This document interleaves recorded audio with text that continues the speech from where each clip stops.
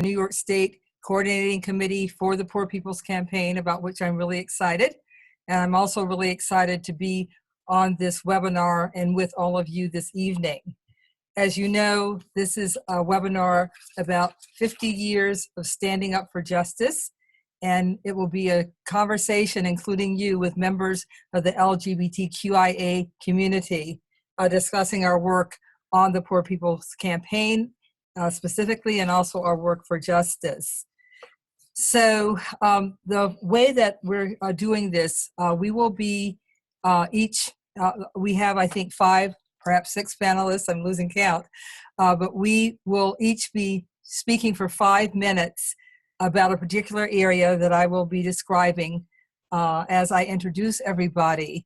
And then we're going to have a kind of round robin discussion again amongst the panelists, and we'll be talking about why we have made a commitment to being involved in the Poor People's Campaign. And that will be not in any particular order, but it will be 3 minutes of conversation. And by that time, we also have someone who's out on the West Coast who will be joining us after the first 2 segments that I described have occurred. Whenever Aaron Scott, and that is his name, whenever he comes on our webinar and on Zoom or whatever, the phone, whatever, whenever he makes his presence known to us, we will switch to him and let him basically talk about the kinds of things that he would have talked about if he were to have been on at the very beginning. I think all of you are on mute. If somehow you're not on mute, I think that's a good idea. And the way that you can either do it through your own mechanism, your computer, your phone, whatever. Also, if you're on the phone, you can hit *6, and I'm sure there's a mute function on Zoom. I'm usually on these webinars via phone, so I don't know a lot about the technology. So the purpose of the webinar is to talk about the connections between our experiences as members of the LGBTQIA community and the issues that the Poor People's Campaign focuses upon. The 4 major pillars, issues, evils that the Poor People's Campaign, a national call for moral revival, is looking at and organizing around are racism, poverty, militarism, and the war economy, and environmental devastation. So, as always, with movements for justice in our nation and elsewhere, people who are queer are involved. That's at least been my observation over these 70 plus years. And that's true of the Poor People's Campaign too. We thought it was really important to have an opportunity for people around the country to hear about our involvement, to hear what the Poor People's Campaign is working on, and hopefully for some of you to get involved. And fortunately, because it is such a state-based and grassroots effort, virtually anyone who's on this call will be able to find in their own community a way of connecting to the Poor People's Campaign. So I want to let you know who's on the webinar this evening and on the panel. I will try to introduce them in the order in which they speak, although that has had some revision. Arika Bennett is a Mississippi-based community organizer. She is the vice president of the board of the Mississippi Reproductive Freedom Fund, and she is the executive director of Mississippi Votes, and she'll be speaking about sexual and reproductive health in the LGBTQ community and access to care. Mandy Carter is a longtime peace activist and Black lesbian feminist. She is co-founder of the National Black Justice Coalition, a national civil rights organization serving our Black, LGBTQ, and same-gender loving community. She'll be talking about her experiences in the first Poor People's Campaign that occurred in 1968. And I think you don't want to miss that. It's going to be really interesting to hear about what that was like and why she's involved today.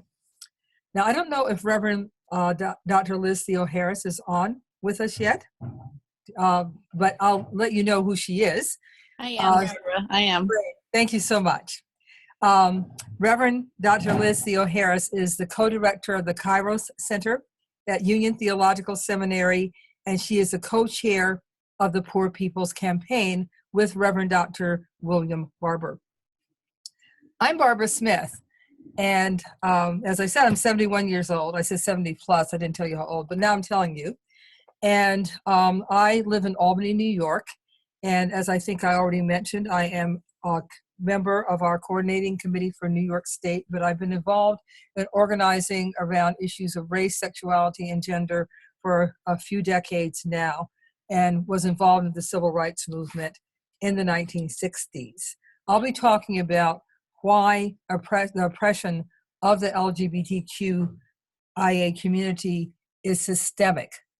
Why is that oppression a systemic form of oppression? Let's see. Reverend Elena Cobb is a pastor at Mercy Junction Justice and Peace Center in Chattanooga, Tennessee. And she is a nonviolent moral fusion direct action coordinator for the state of Tennessee. And she will be speaking about faith in the LGBTQIA community. Thaisa Morimoto is a policy counsel, serves as policy counsel at the National LGBTQ Task Force in Washington, D.C., where she works in areas of criminal and economic justice, democracy, and census advocacy. And she will be talking about poverty in the LGBTQIA community and some new research that is taking place. Aaron Scott, who, as I mentioned, is coming to us later in the webinar, is out in Washington State and is an organizer with chaplains on the harbor in rural Grays Harbor County, Washington. He has been working on the Poor People's Campaign for 10 years and serves on the National Steering Committee as well as the Washington State Coordinating Committee. And he is going to be talking about why the Stonewall Rebellion in 1969 was a poor people's movement. So we're going to start with Arika Bennett. Arika?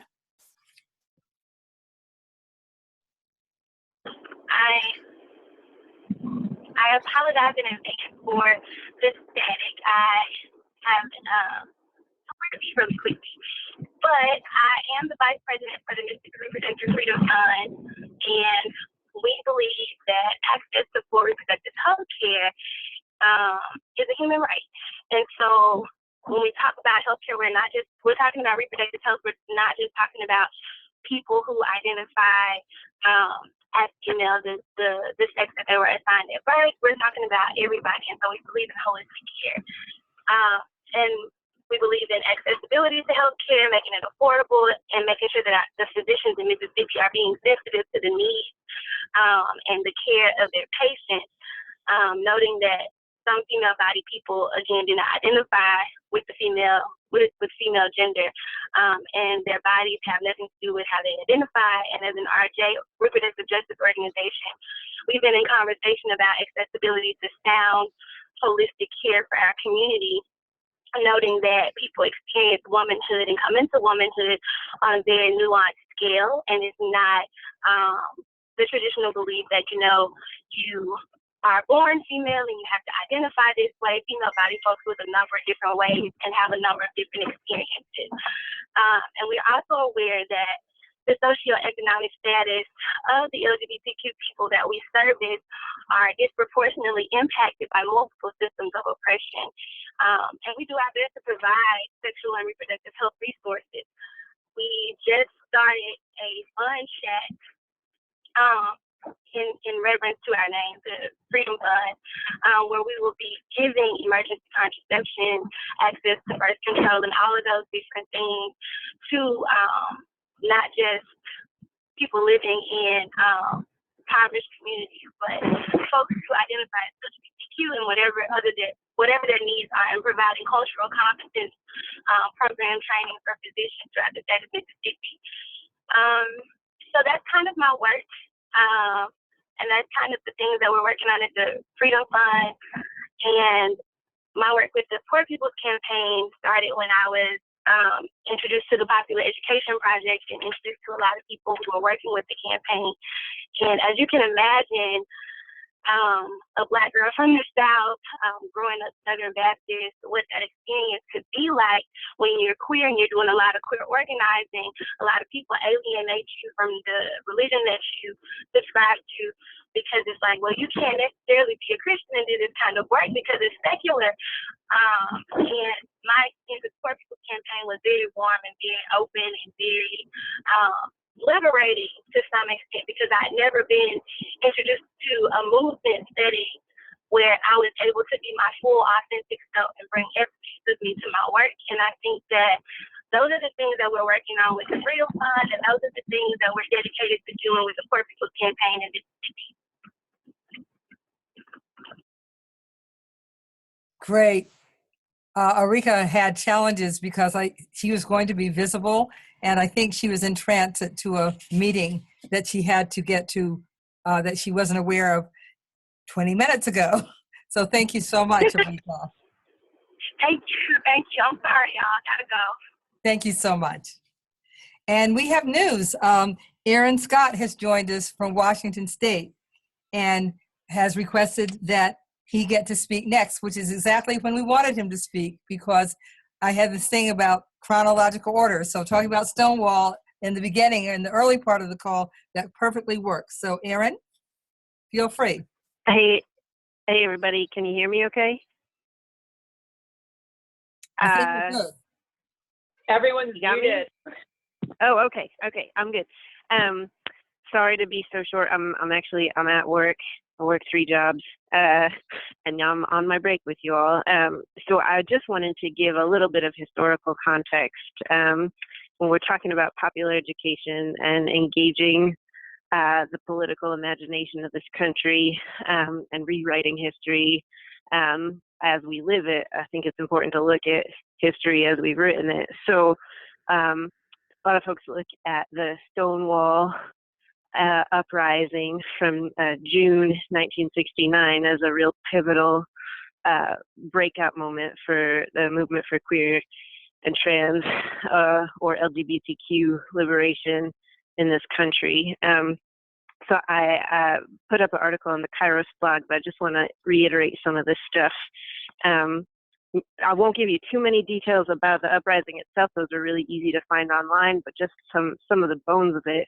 In the real early morning hours of June 28, 1969, at the Stonewall Inn in New York City, a police raid took place.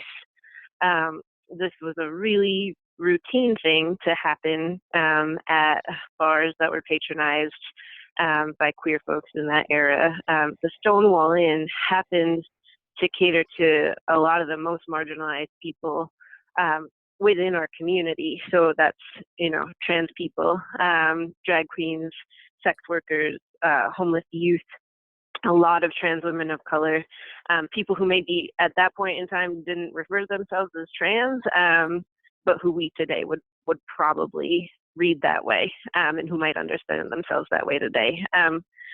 So an interesting thing is that the only picture from that night is of the street kids pushing back against the police. That's the only photo documentation of that evening. Those kids came from the park on Christopher Street where they slept outside. This uprising involved them so heavily because Stonewall, even though they were underage, it was the only really safe, tolerant space they found in the entire society. And this was a police raid, right? So standard procedure for a police raid of a gay bar at that time was to police come in, lights come up, they start lining everybody up, checking IDs. People who are presenting as women are taken into the bathrooms by police officers who basically force them to expose themselves, and then they determine whether or not they're going to arrest somebody for quote unquote like falsely presenting themselves and their gender identity. At that time, if you were legally assigned female as the sex on your government ID, you had to be wearing 3 pieces of explicitly female clothing, whatever the hell that means. So, and you could be taken to jail for that. A lot of the rioting started when trans women started refusing to give their IDs and started refusing to get taken in by the police to go to jail. You wonder why that happens. You know, incarceration facilities then as now are places where a lot of sexual violence occurs, a lot of it explicitly targeting trans and gender nonconforming people, particularly trans women. So the police were not prepared for people to start fighting back, and the first people who started fighting back were the poorest people there, right? The street kids and the queens and the sex workers, people who were probably actively using drugs.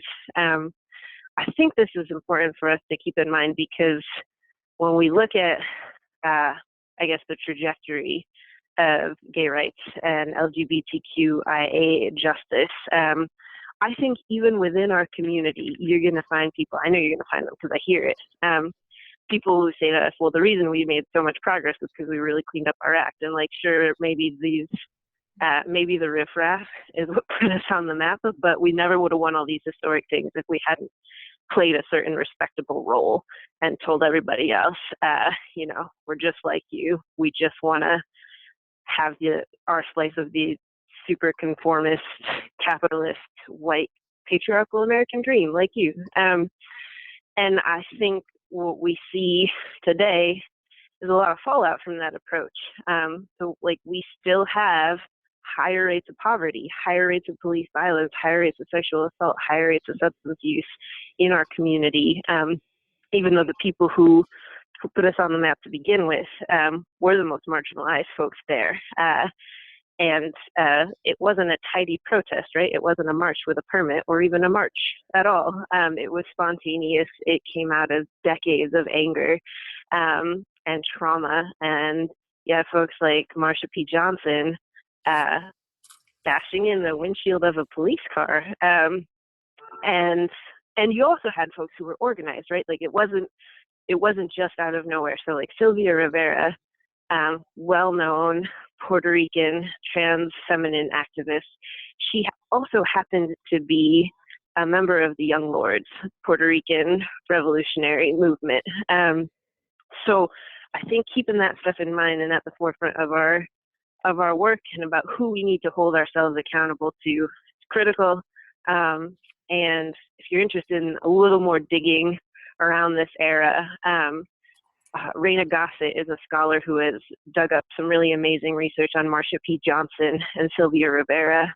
You can just search her on the internet. She dug up some really powerful videos of Sylvia Rivera speaking at an early gay pride march and literally getting booed off the stage by cisgender white gays while she's speaking openly and honestly about her experiences of being raped in jail, being beaten by the police, and all the sacrifices and all the torture she lived through while sticking her neck out for this movement. You can also look up the Compton's cafeteria riots, happened a little bit earlier, similar but smaller compared to Stonewall. I'm gonna stop there. I gotta get back to work. Thank you all for being on this call. And thank you so much, Erin.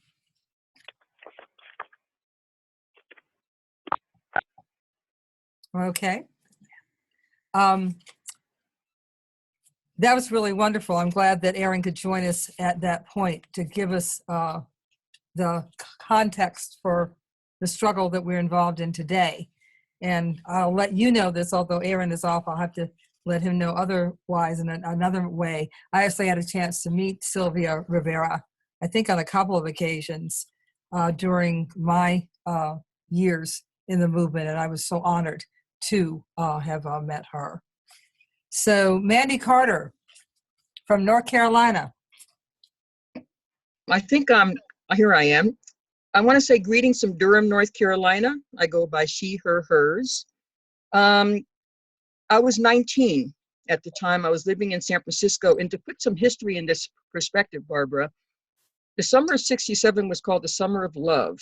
People were moving by the droves. Hippies were moving into San Francisco in 1967. But also a lot of gays and lesbians were moving into San Francisco at the same time. But because of my high school social studies teacher who introduced us to the American Friends Service Committee, I graduated in 1966. I think we might want to remember the class of 66 is part of the baby boomers. So when the 63 March on Washington happened in August, I was 15 years old and thinking about that. But living in San Francisco, because we had, in my opinion, probably one of the most important dates when Dr. King on April 4th, 1967, gave his speech at Riverside Church about connecting Vietnam, what was happening in Vietnam War, and Black men going over, we had the draft, and the Civil Rights Movement.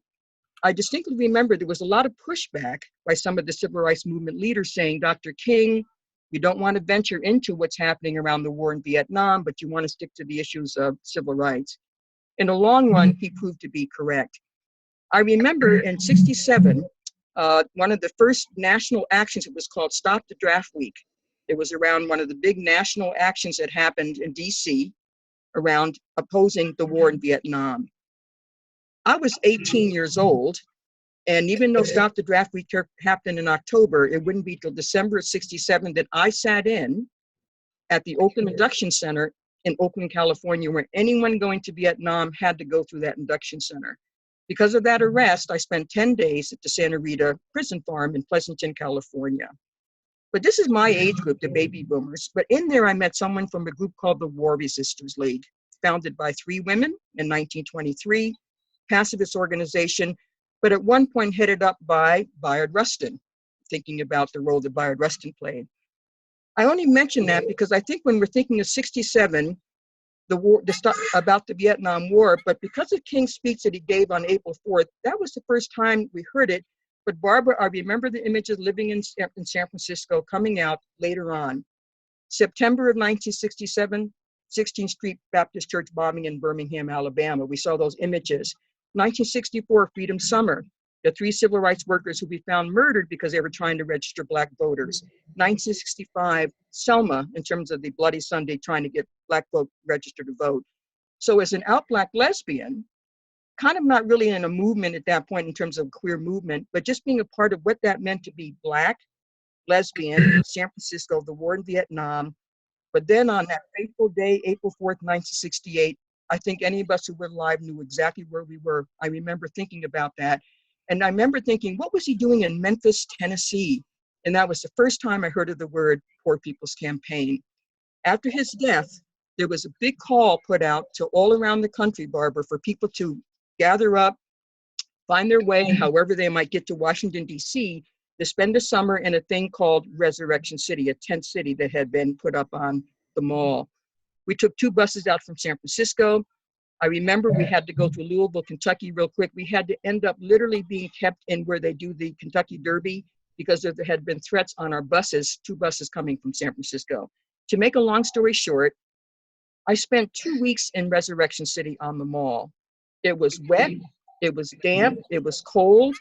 And I remember every day there would always be these sort of once a morning, people like James Bevel would get up and they would talk about the issues of the day, poverty, militarism. But then we would go off and at set times be a part of the CD actions that would happen. I remember we sat in at the Housing, Education, and Welfare Office, spent a night at the DC Women's House of Detention. I remember when we got back to San Francisco, a lot of us were then thinking, well, if it was around the civil rights movement, issues of poverty and racism, but also it's around this growing war that was happening, what was the role for people like us as gays and lesbians? I would tell you honestly, at that point, a lot of gays and lesbians were living in San Francisco, but that wasn't really the issue of the day. It really was how we're going to deal with this growing issue of poverty and what was happening in the country at the time.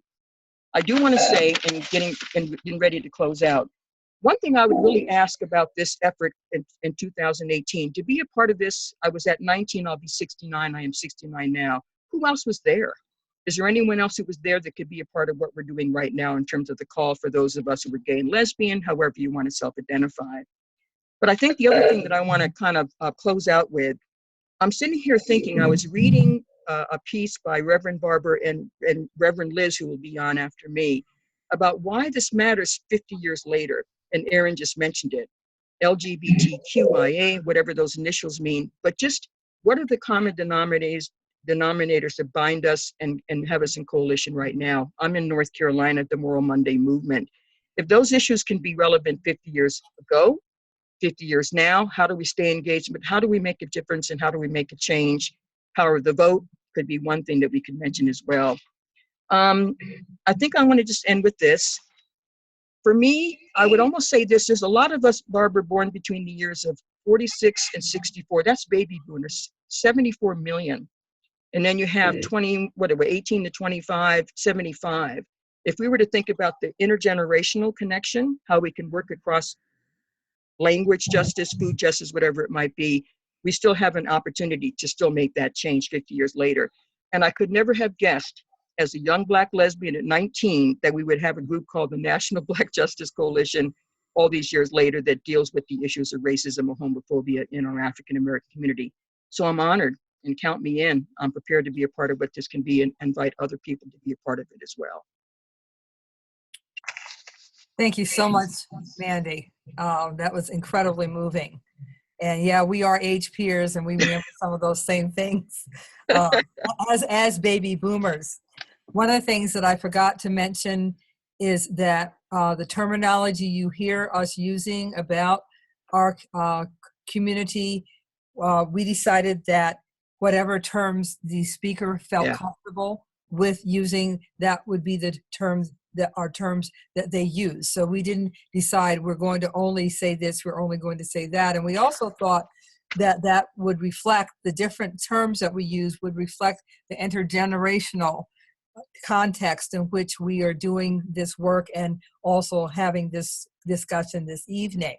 Also, I didn't ask, although Mandy did it without being asked, for speakers to identify their preferred pronouns as they begin to speak. And mine are she and her. Now I'm going to introduce Reverend Dr. Liz Theo-Harris. Thank you. Great. Well, thank you so much, Barbara, and to everyone that's joined us this evening and everyone that's speaking. It's really an honor, I have to say, to be with folks this evening. This is a really important webinar that's taking place, and I'm so pleased that so many people are interested and joining us. So I wanted to just bring a word from the national campaign about why it is so important that we build a fusion movement that has leaders that are LGBTQIA in the leadership of this deeply grassroots moral movement that's developing across this country. I think, you know, what we have found in the audit that we did and just traveling around the country, connecting up with leaders like yourselves and others, is that there is a real crisis in this country, a crisis around racism, around poverty, around sexism and heterosexism, a crisis around militarism and the war economy, a crisis around the devastation that is taking place in our environment. And if we just talk about the topic of this evening, you know, 1 in 4 LGBTQIA people in this country are living below the poverty line. That is a way higher proportion of people than on average nationally. In New York City, where I currently live, 70% of homeless youth are queer, genderqueer, trans. I mean, that is thousands and thousands of people who are on the street, who are experiencing poverty, experiencing harassment by the police, experiencing deprivation and not enough food. I mean, this is a crisis, and people are coming together to say that we need to change this situation, and that we need those that are most impacted by the problems that we're trying to solve to be in the leadership of a movement.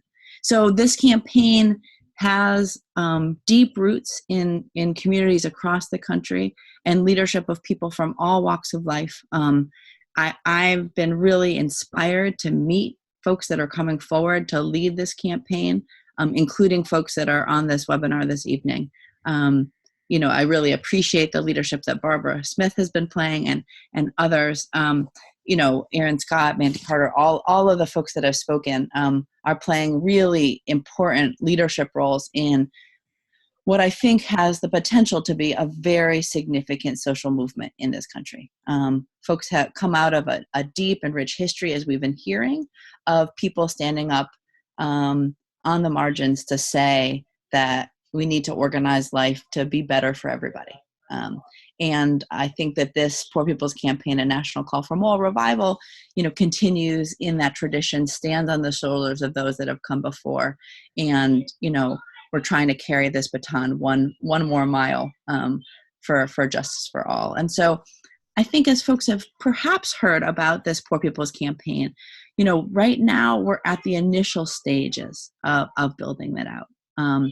And in these initial stages, we're really trying to do two things. And I think these are really relevant for the LGBTQIA community because the first that we need to do in this country in order to change the direction that things are going in is to shift the narrative. And we've been talking about the idea of shifting the moral narrative, that the issues that the people in power, that our media, and just in general daily life folks are talking about are not the issues that are impacting the majority of us the majority of the time. That somehow we have this kind of distorted Christian nationalism that has taken over, that blames people for the situations that they're in, excludes and exploits people, judges folks and pits people against each other. When the real moral issues of our day, from our sacred traditions, from our constitutional values, and from all movements of justice that have happened, that on which we stand, come from things like that healthcare is a moral issue, that housing is a moral issue, that people being paid a living wage and being able to get jobs that show their dignity and humanity are moral issues, and that the idea that the moral issues that the Christian nationalists and religious nationalists talk about, of prayer in schools and abortion, and that Jesus was a card-carrying member of the NRA, and that the society should judge who should marry who. These are not the issues that our faith traditions focus on. They're not the issues that movements for justice have stood on, and in fact, why we need to build a movement from the bottom up that links people from all walks of life and shows and features the leadership of those that are impacted by the injustices that are wreaking havoc on our society, is because that is how change has happened historically, and it can happen again. And so the other piece of the Poor People's Campaign, a national call for moral revival, is that we're building from the ground up, and to look at the diversity of people playing leadership roles in this campaign, people that are saying, time is up, we're willing to put ourselves out there, put our bodies on the line yet again, because the society is devaluing us, because the society is criminalizing us, because the society is judging us. And instead, we're going to come together and we're going to say, we want to shame this society for making us poor, for making us divided, for making us not be able to have life for those around us that is vibrant and abundant and beautiful. And so I think it is really important, as we were hearing from the speakers already, that if we look at movements for justice in this society, when folks from the LGBTQIA community are in the leadership, we can see how that brings about true change for everybody, and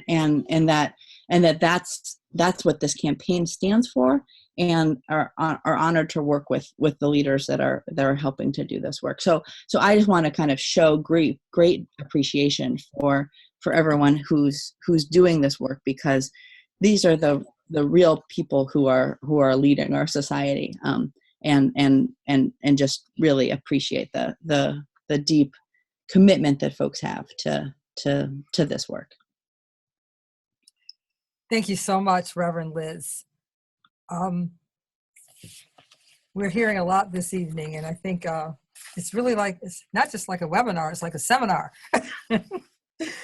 which some of us have a lot of affection for with our old teacher habits. So I'm going to be speaking about why our oppression is systemic oppression. And the reason that I wanted to do that is because in this historical period that we're in right now, it sometimes looks like people in our LGBTQIA community are not really oppressed because Ellen is on TV and so was Caitlyn Jenner, and everything's cool. A lot of rich white lesbians and gay men, and some one or two who are trans too. But of course, that doesn't really in any way reflect who our community is. I think that we have to look back at history to get a fuller picture of where LGBTQ oppression came from. And we have had definitely some conversation about that already tonight.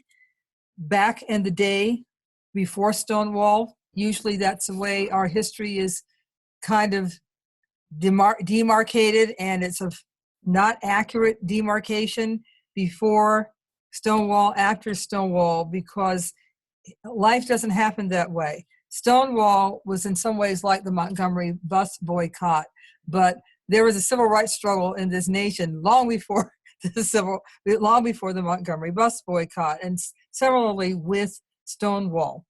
Back in those days, though, before we built a liberation movement, it was called gay liberation in the early days.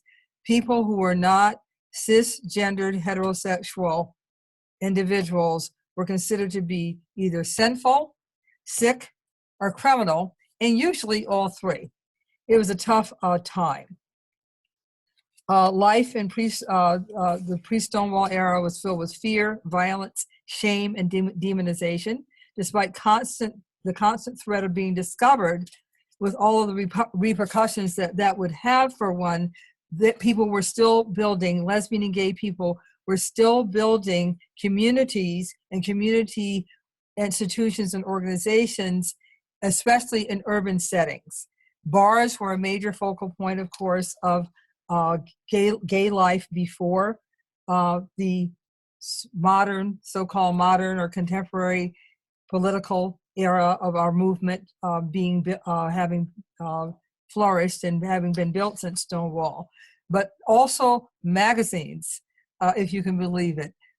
A lot of different kinds of things were being done. People had to be very, very careful because, as Aaron described, the Stonewall Rebellion started as a raid on a bar. And that was a typical incident during that period, and even in more recent decades. Those kinds of raids didn't stop just because Stonewall happened.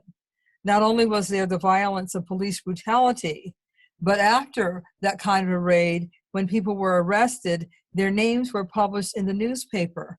And very often, as a result, their lives were destroyed. They became pariahs in their own communities. Employment, housing, family connections, all of that occurred. One of the things that happened to friends of mine in that baby boomer generation, women who had children, is that they would lose custody and contact with their children because of their sexual orientation. Just have your children snatched away from you by the legal system because of who you are and who you love.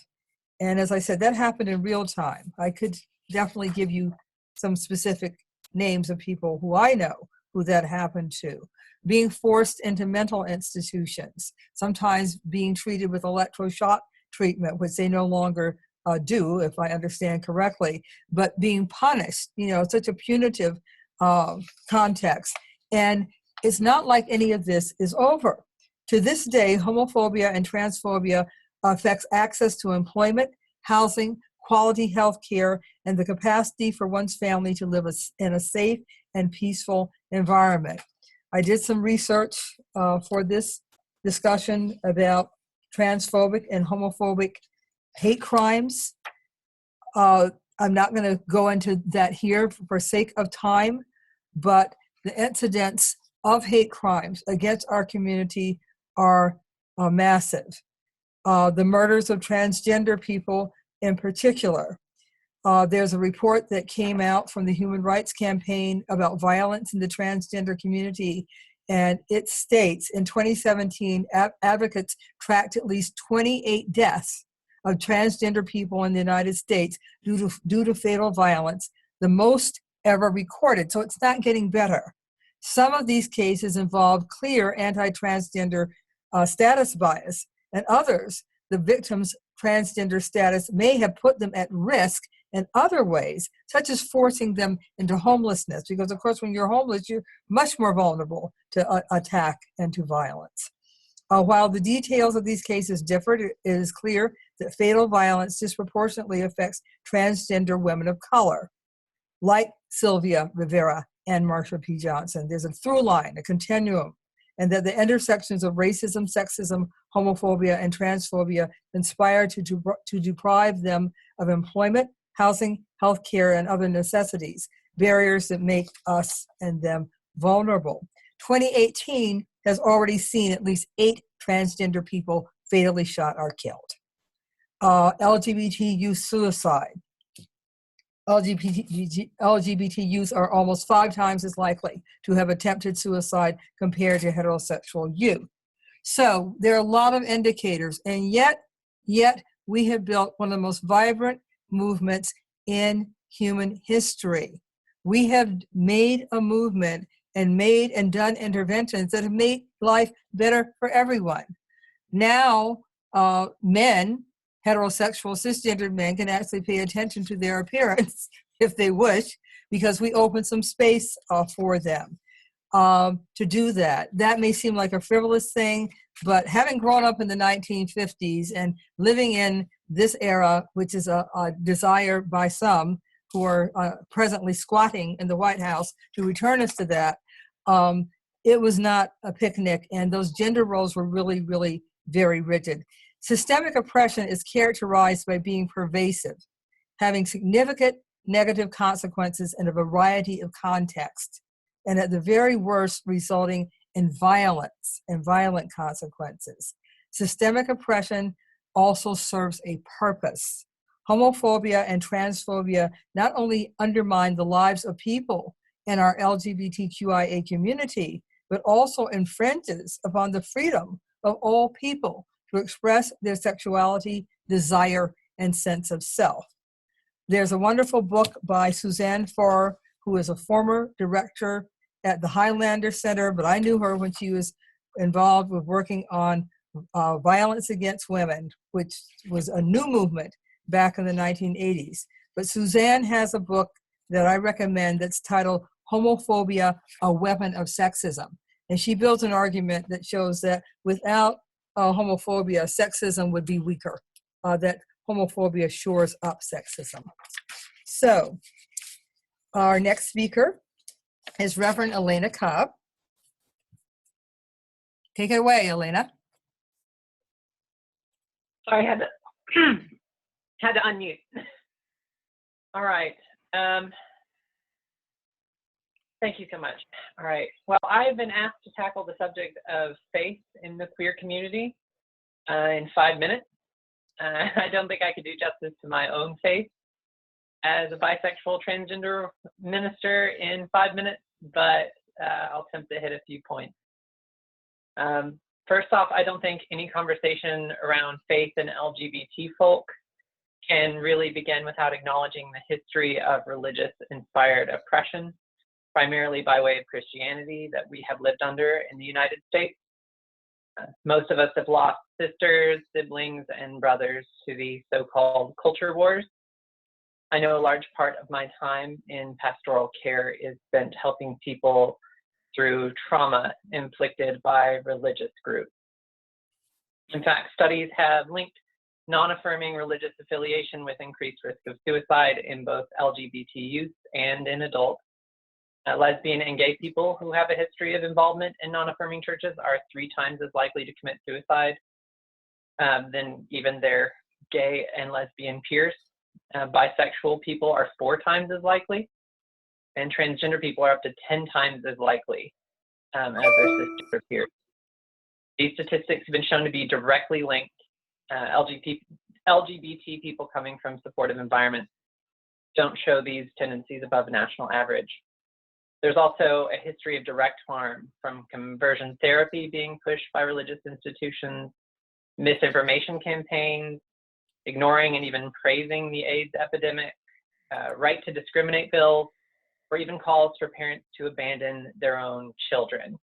I myself have been disavowed by my fundamentalist family for being who God made me. So these are deep and intense wounds. And yet, I am constantly astounded by how the queer community manages to hold on to the parts of their religious heritage that are life-giving. Approximately half of all queer people surveyed claim a religious tradition. So we keep faith, we keep our faith. And yet most of us keep a healthy fear of anything that smacks of too much religion. And this is where it's going to get a little bit difficult. So I'm an ordained Christian minister, but I'm also an interfaith pastor. And one thing we as a campaign need to remind ourselves constantly is that in fighting for justice for all, we are including those of all religions or no religion. And part of that fight is recognizing and limiting Christian supremacy as it seeks to raise its head. We hear a lot about white supremacy, patriarchy, classism, and other forms of systemic supremacy. But in any campaign where a sizable portion of the leadership is Christian, we must remain ever vigilant against the subtext of Christian supremacy. We are a majority Christian country, and because of that, we tend to see Christian supremacist ideology as the norm. But this cannot be the norm within our campaign. If we wish to involve other faith traditions or queer folk, we must intentionally watch for who gets heard and whose voices are prioritized and valued. When our messaging uses only Christian scripture and ignores the Quran or the Vedas or the sutras or other holy texts, we must ask ourselves whose voice is being heard. And when we are more apt to call upon a minister to share their opinion than a sex worker, as if one has more value, then again, we should question ourselves. And we within the campaign must be constantly questioning ourselves, openly and publicly, and with every intent to learn. So for all of those on this call who would get involved, please do so with a heart towards learning. There are queer people in this campaign, even on this call, who are willing to help teach you about what our lives look like and what this fight means to us. And there are also people from a host of different beautiful faiths willing to share the ways their faith calls them toward justice. So I believe it's imperative that we take the time to listen. In the South, we quite cheesily say, y'all means all.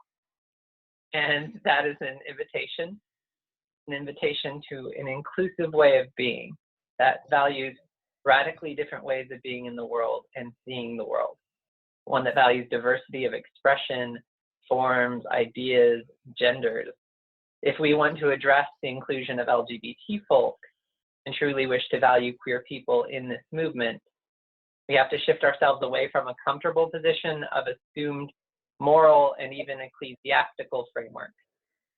We need to live into the space of welcoming vulnerability with those around us that does not ask, how can I first share my story and my values, but rather asks with humility, teach me yours. But that doesn't mean we don't let our religious beliefs inform our own activism, but rather that we create intentional space for the beliefs of others. We insist on hearing people of diverse backgrounds every time, and we prioritize. If there's anything that welcomes those on the margin, it is simply that. Just make space for us. Make space for the queer people. we will come. This is our work. Thank you so much, Reverend Elena. I'd love to come to your church. Thaisa Morimoto. She'll be Hey y'all, joining. this is Thaisa. Hey y'all, this is Thaisa. I use she and they pronouns. Thank you all so much for this opportunity to speak. And also I apologize for not being able to be on the video. So although LGBTQ poverty and economic justice has historically been ignored and pushed to the sidelines, we know that LGBTQ people across the country are living in poverty at disproportionately high rates, and that we have not done enough to address these issues. So for example, research has shown that transgender people are 4 times as likely to have a household income under $10,000 and twice as likely to be unemployed as cisgender people in the US. Black same-sex couples are significantly more likely to live in poverty than other Black married couples, and are roughly 3 times more likely to live in poverty than white same-sex couples. In the area of food insecurity, 37% of Black LGBTQ individuals experienced a time in the last year when they did not have enough money to feed themselves or their family. While trans people overall are more than twice as likely as the general US population to be living in poverty, trans people of color are 3 times as likely. And the unemployment rate among trans people of color is 4 times higher than the average US unemployment rate. So indicators of economic disparities, including food insecurity, housing instability, low wage earning potential and capacity, unemployment or underemployment, are all heightened for LGBTQ communities, where identities and injustices intersect on the basis of race, religion, ability, immigration status, SOGI identity. The vulnerabilities and disparities are even more stark, with LGBTQ people of color being most consistently vulnerable to disparate treatment and outcomes across the board. So in 2014, a group of us advocates, most of us focused on advocacy at the federal level, got together to discuss these issues. And in conversation, we knew that we wanted to center the voices and needs of LGBTQ people who are living in poverty and people who are directly providing services to low-income or no-income LGBTQ folks. So over the next few years, we hosted 8 convenings around the country in cities where there is both high economic inequality and a high proportion of LGBTQ people. And we invited local activists and advocates, service providers, and we asked them to invite the local leaders that they knew. And we spoke to over 300 people. And based on those conversations and what we found from these convenings, we developed an LGBTQ economic justice agenda. Input from these convenings and focus groups were incredibly varied and nuanced, but several themes developed that were echoed at nearly every session. So we used those themes to organize the sections of this report. So these sections include topics like criminalization of poverty, housing and homelessness, hunger and food security, also more like wonky topics like financial inclusion and exclusion and federal tax policies that are all extremely important in addressing issues of poverty. And through these conversations, we found that the most innovative solutions offered at the convenings came from people who are living in poverty rather than from the advocates or service providers, right? So for example, solutions like cooperative housing, community land trusts, and community food sharing often came from a desire to build out existing solutions that have worked for people living in poverty. In contrast, many advocates and service providers suggested solutions that repaired or reformed or grew programs that are already in place at federal, state, or local level. And we find that there's still a lot of siloing in our advocacy work. The advocacy and service networks focused on particular issue areas. We're not engaged in dynamic learning about success strategies with other organizations that focused on other issue areas. So for example, people who have been working in the homelessness continuum of care have developed innovative strategies for meeting service needs for LGBTQ people even in communities with a significant dearth of resources. However, those same strategies are not being shared across to people providing healthcare or food access services. So throughout the report, we highlight these conversations with participants and uplift local organization and grassroots work where we can. And this report will be released on May 1st, and I invite you all to read more about each issue and how they all interconnect with each other to perpetuate, these systems of oppression that was talked about, and this cycle of poverty, to get a more nuanced view of what queer and trans people prioritized across the country as a vision for equity. So thank you. And thank you so much, Thaisa.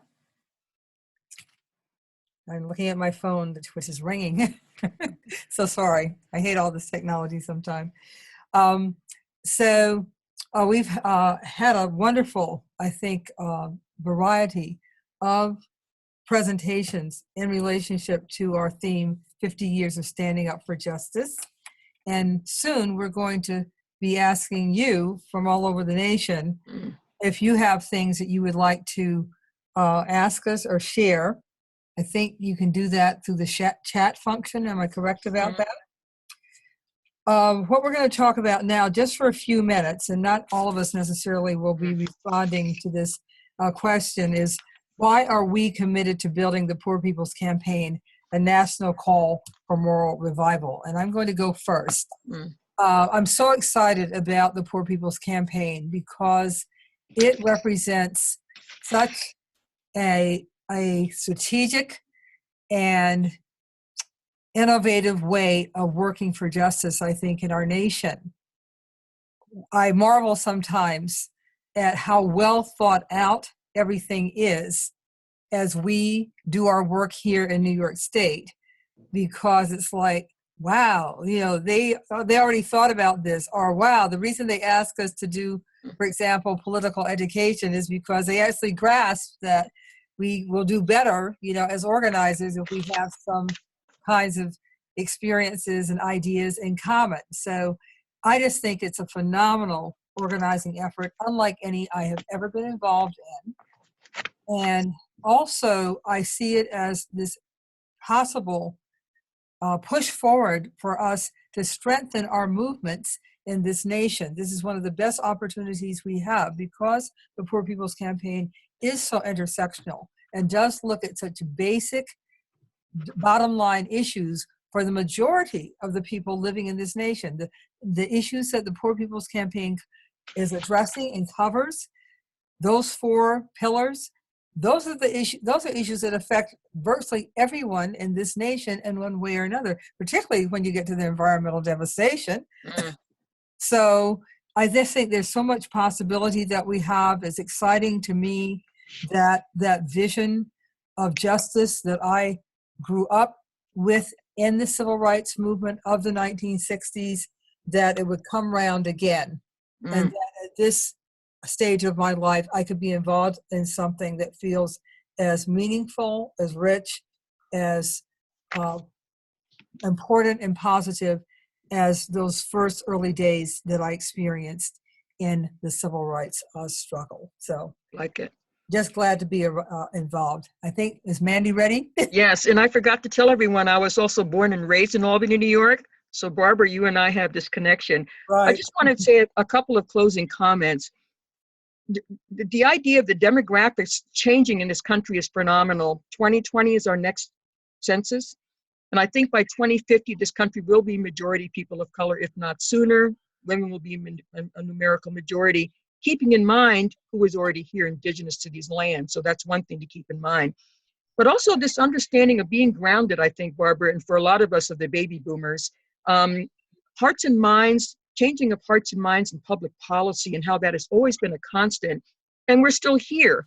I was there at 19, I'll be going back at 69. It's amazing that we still are here making this work happen, but also having a national Black Justice Coalition as well, an LGBTQIA Black organization as well. I just want to end with something we share here in North Carolina, part of the Moral Monday movement. And here it is. forward together, not one step back. Count us in. Let's make this thing happen. So excited to be a part of this. Thank you, Mandy. Would anyone else like to talk about why they're all in with the Poor People's Campaign? Yeah, hey, Yeah, this is I'll talk a Thaisa. little bit. Oh, go ahead. Was somebody else talking? Go ahead. Okay. Sorry. Let's see. I got into the Poor People's Campaign because I'm tired. I mean, not just tired of being poor. That helps. But I started out as a pastor because I wanted to counsel, be there for people in faith crisis, especially other trans people and other queer people, and realized very quickly just how many people were hurting, and how many people couldn't afford basic necessities, how many people couldn't afford to live, how many people. I got tired of it. I got tired of hearing about how no one would hire me because I'm trans and I don't have food.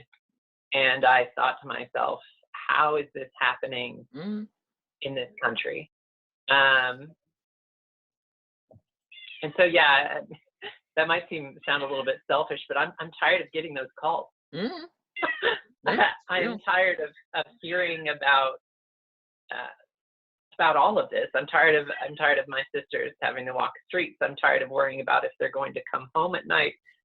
I'm tired of worrying who I'm going to have to read in the Trans Day of Remembrance next year.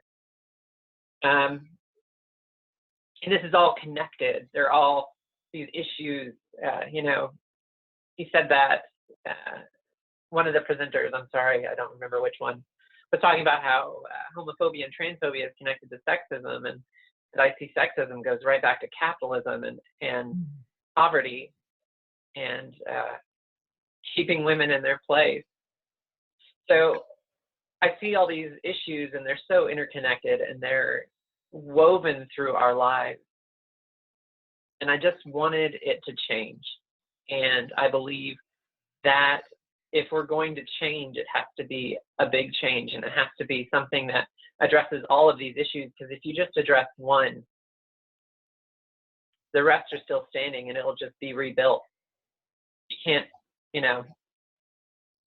can't knock one down without knocking all of them down. And that's why I'm in the campaign. I want to see a change. I want to stop hurting. Thank you so much. Was there someone else who had wanted to respond? I thought we heard Yeah, hey, time. this is Thaisa. Thank you. Go on. So we at the National LGBTQ Task Force, we work with LGBTQ people and LGBTQ affirming people of faith across the country who believe in the moral agenda of the campaign, who believe the first one was necessary and that this one is even more urgent than before. And we want to ensure that they are included in this work, especially our partners in Florida, Michigan, and North Carolina. And as a national org, we want to be able to provide resources to folks doing the work. And so, poverty won't be addressed in this country until poor people rise up together across all lines of defense.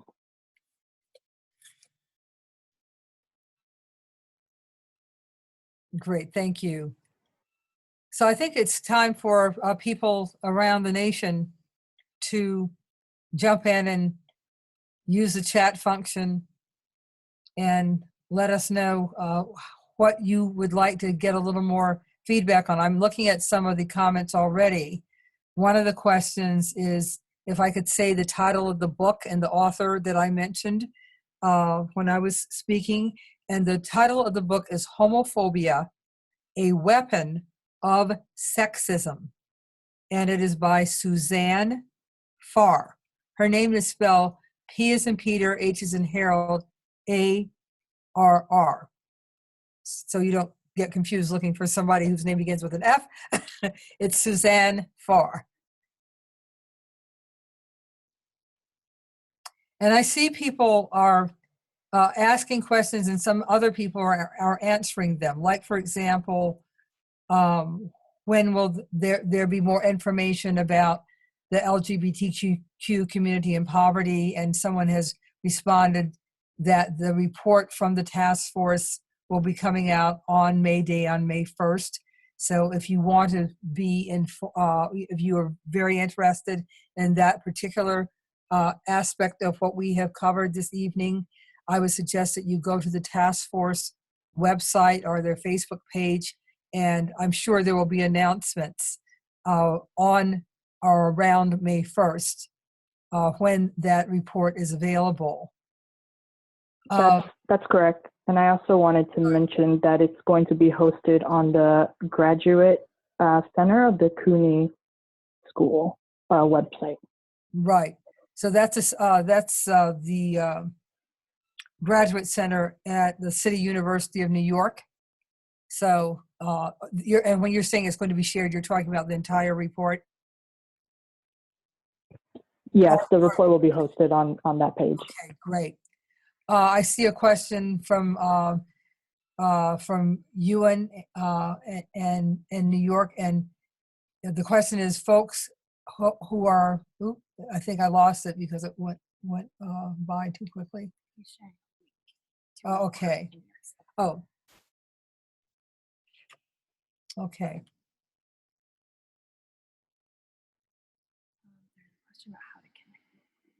Yes, okay. There's a question about how we can connect locally. I'm not seeing who that's from. I glimpsed it before, but sorry, okay. Barbara. So we have the contact info for folks who RSVP for this call, and I'll make sure that everyone, all the organizations that we're part of facilitating, will get you all's contact information. Following up with this call, I'll send out a recording of this webinar to folks to be able to share. I'll send out the fact sheet from the National LGBTQ Task Force, the current fact sheet on poverty in the LGBTQ community. I will also send out the state emails for the coordinating committees so that you can plug in with the states. That was Ciara Taylor. Is that who that was? Yes, that's me. Okay, so Ciara Taylor wears a lot of hats with the Poor People's Campaign. She is in New York City and is on the New York State Coordinating Committee. You work on the national level. I know, and particularly you have responsibilities around the arts aspect of the campaign. There's a strong art and music part of the campaign that is central to the organizing, and Ciara is involved with that. So, but the thing I wanted to say about Ciara is that she has been a wonderful partner in planning tonight's webinar and also some of our other activities to make sure that the LGBTQ community is included. I see one that I want to answer, and I hope it didn't go by. Yes, it did. I don't like this. It was about getting more information and background information about Bayard Rustin. So whoever asked that wonderful question, I actually have his name written down in my notes. There are books about Bayard Rustin. I can't remember who did the definitive biography of, well, there's probably more than one definitive biography of Bayard Rustin. I'm thinking about Martin Duerman, and I'm thinking about John D'Amelio. Yeah, okay. Yep. So you can, if you're there's actually, pardon me? There's actually a documentary about him as well out there called Brother Outsider. Brother Outsider. Yes. And I was getting ready to talk about that because I was an advisor for that film.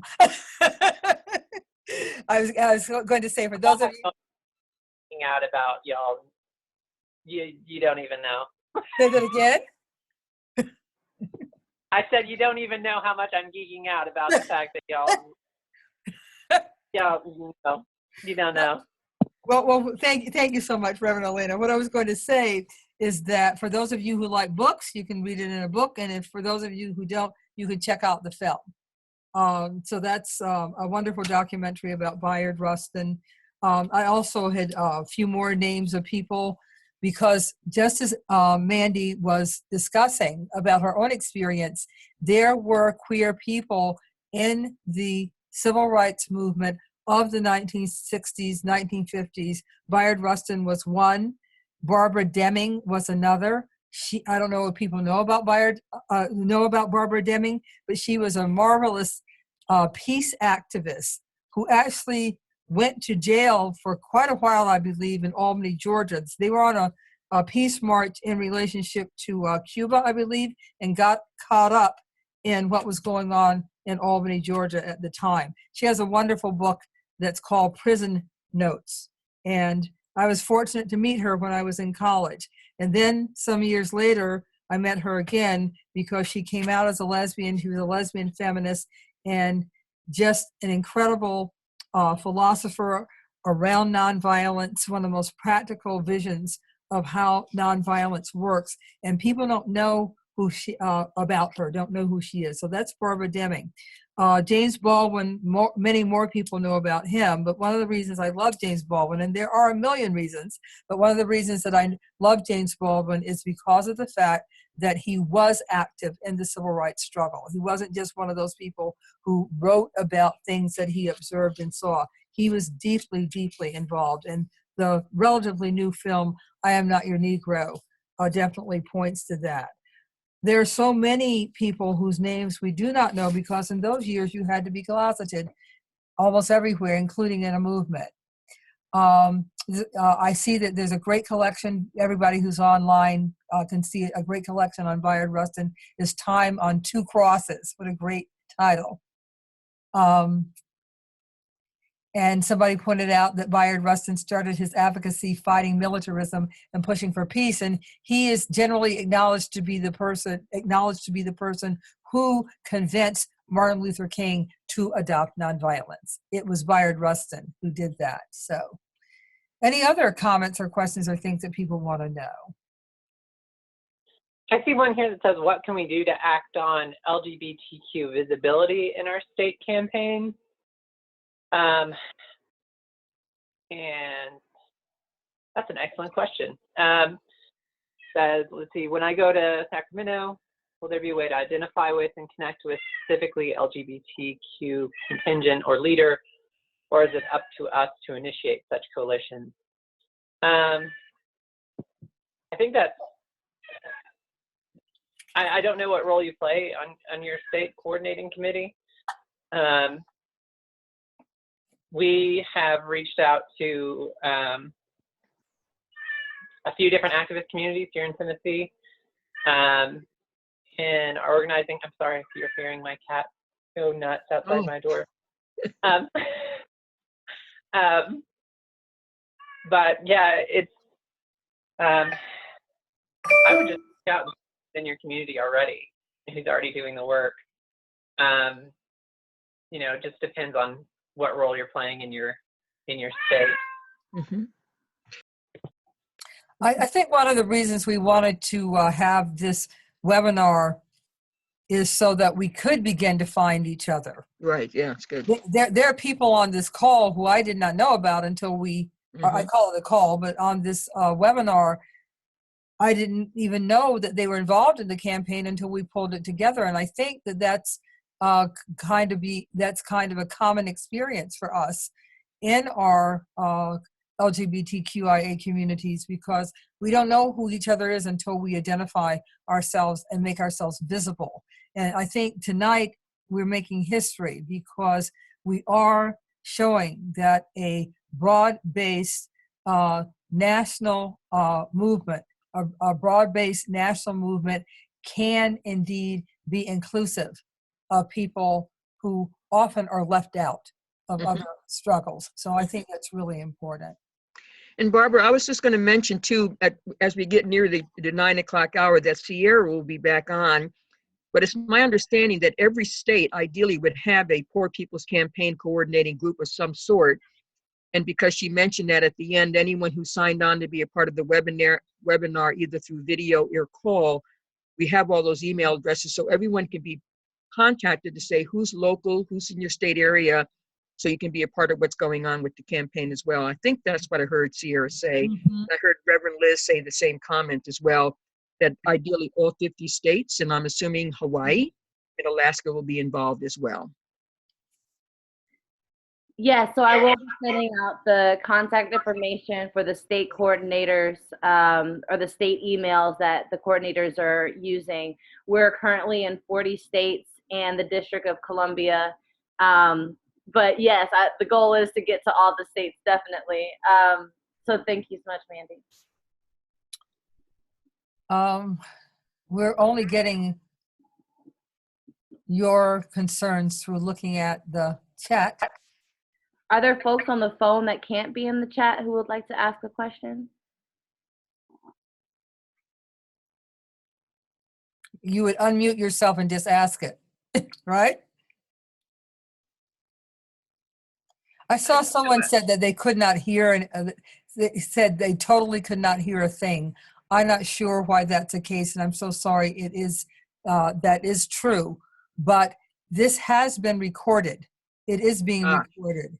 So if the audio was bad for you, you might be able to go back and listen on your computer to the recording at another time. And you can also let people know if you like what this experience and like what you have heard, then you can also let people know that they can access it. If somebody says, "Oh, I wish I'd been on tomorrow morning," you know, when you next see them, you can say, "Oh, well, you can actually go to the website and or to the Facebook page and find it." Hi, can people hear me?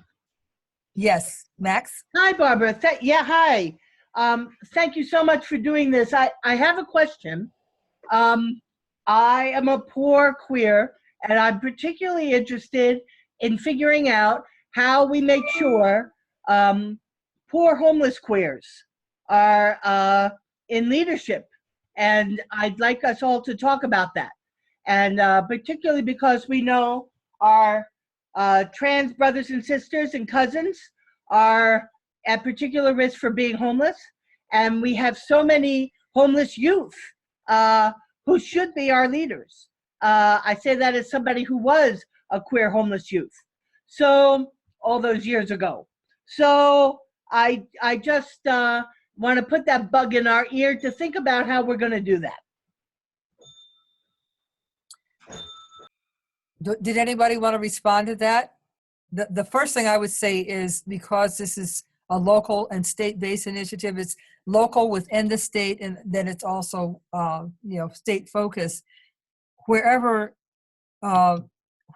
you are and want to connect, I think it'd be good to find out if there's Poor People's Campaign organizing going on there, and with your connections to the LGBTQIA queer community, that you can come and that you would come as a group, or at least a few of you, just find out what's going on as far as the organizing in your local area, and then do kind of what I think everybody does when we want to make sure that there is inclusion. We connect with the people and help them to understand why it's so important for us to be in the lead and being up front.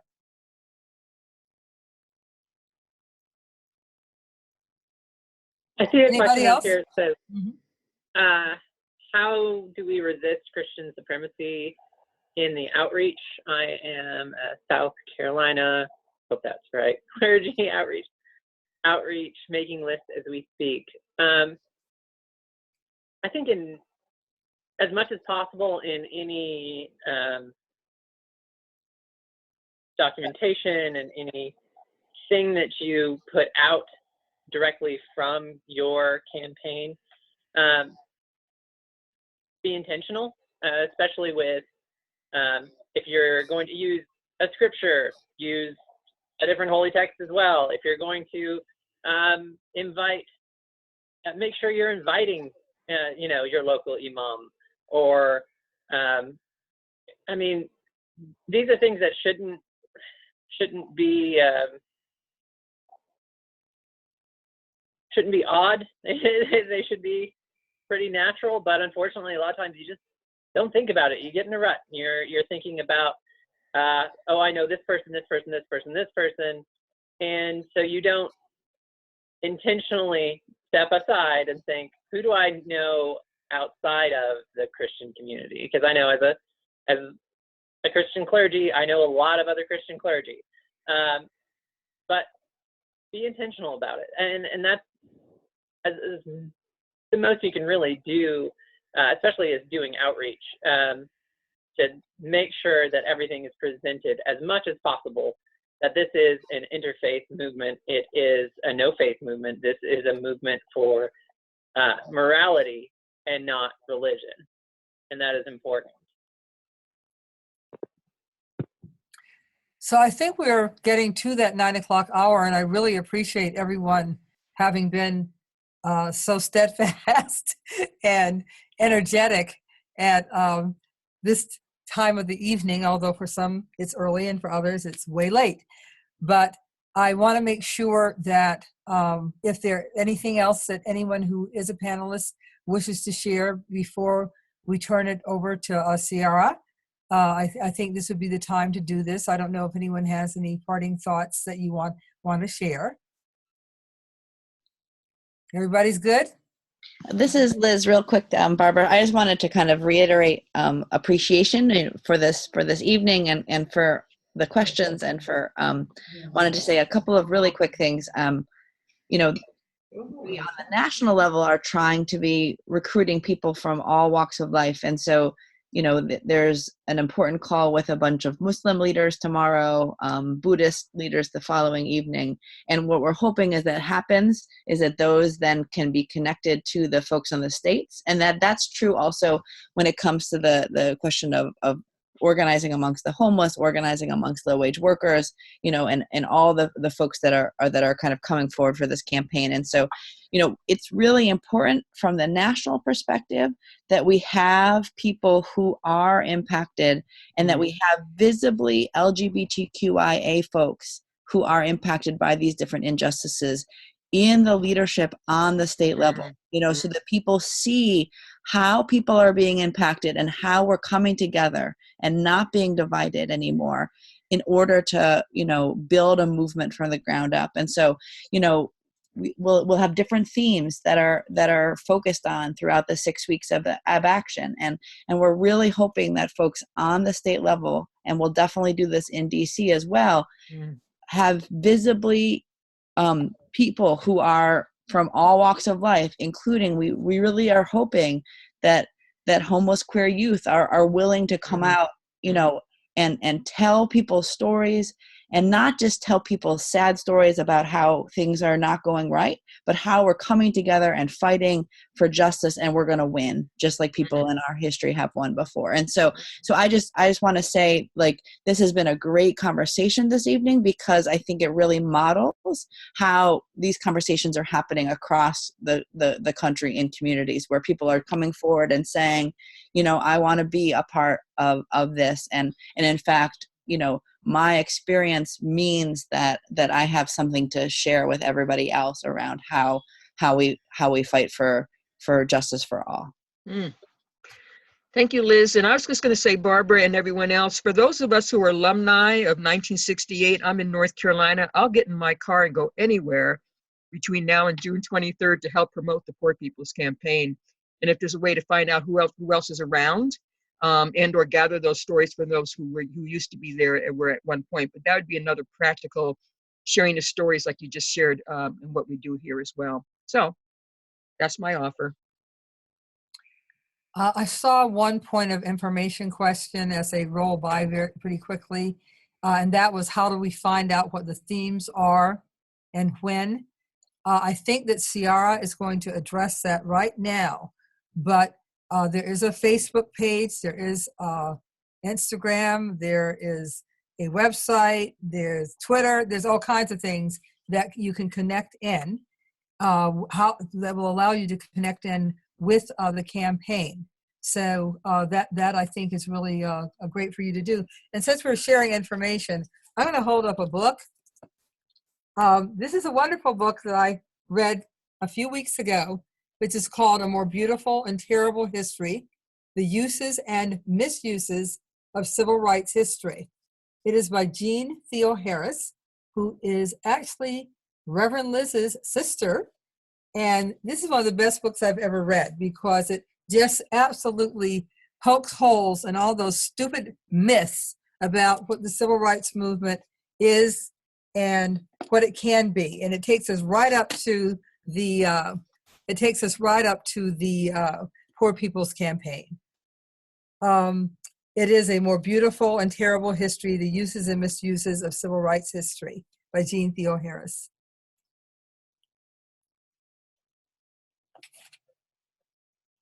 So, Ciara? Yes.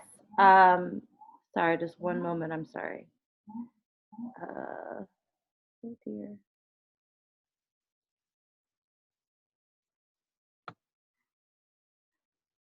So, okay, here we go. So, it'd be better if I took myself off. There we go. So as I said before,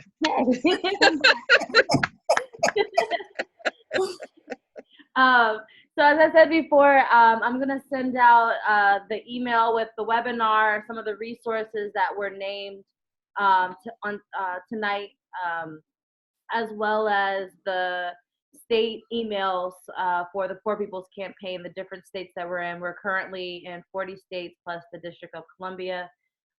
Super excited. We're preparing for the 40 Days of Action, which will begin starting with a mass meeting on Mother's Day, May 13th, and then kicking off with our first day of action on May 14th. And the 40 Days of Action will last through to June 23rd. So we haven't posted these themes on any websites or online. And so I would just ask for you to just, if you want to share it with your membership, your friends, your neighbors, whomever, just send it in an email, but don't post it yet, please. And so each week of the 40 Days of Action is modeled after the principles that we hold in our campaign around the areas of focus, the three evils that Dr. King identified with systemic racism, poverty, and militarism, as well as ecological devastation and the distorted moral narrative.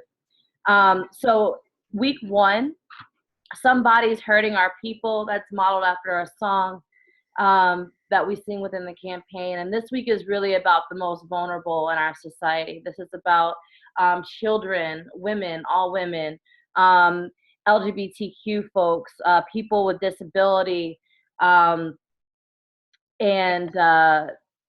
it's yes. So, and that's May 13th through May 19th. Week two is around systemic racism and poverty.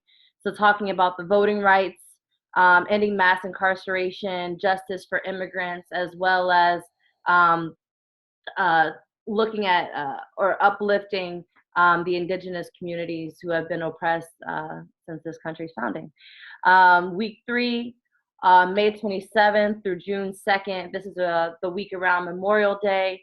So this is about militarism and all folks who are impacted, the war economy, how we use our budget, our federal spending budget, our discretionary budget to fund activities of war and aggression when it could be used to promote the right to education, access to healthcare, access to housing, things that we need to live a healthy and dignified life.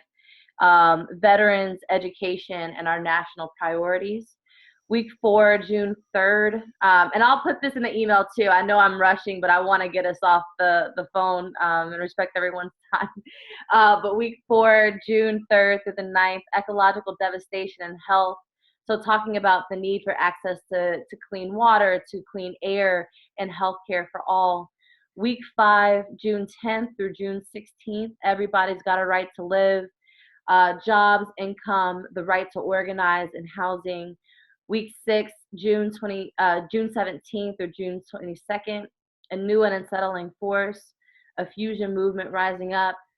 This week is celebrating and upholding the power of all of us coming together in this fusion movements of the past, and the power that we will have now that we're all coming together. I also just want to say that these themes are a framework, and that in each week, if we're not uplifting the struggles of LGBTQIA community, then we failed. I don't think that this webinar in any way is going to miraculously change us all into like perfect organizers with the perfect analysis who always say the right things. But I do think that this webinar is a step in the right direction. And we all now have a responsibility to each other and to this movement to be in relationship with one another. This is a movement about relationships. It's about a unity. It's about knowing that our struggles are connected and that we can't win if one of us isn't winning. I hate winning, whatever, but you know, like we got to survive together. I know we're coming up against that time. If it's okay, I'd like to end us out with a chant, maybe. Ciara, before you do that, there's just one other thing I want to make sure people understand. The 40 days of action will be taking place in state capitals. So if you want to know where that action will happen, it's state capitals. And now chant away. Well, I think Mandy Carter can lead us in the Forward Together from North Carolina. We always get, this is how we say it in North Carolina. I'm gonna unmute everyone, so just if you're having any weird side conversation. We'll do it 3 quick times, okay? Okay, You I'm ready? unmuting now. Okay, it goes like this. Out of North Carolina, forward together, not one step back. Second time, forward together, not one step back. Third time, forward together, not one step back. All righty then. Bye.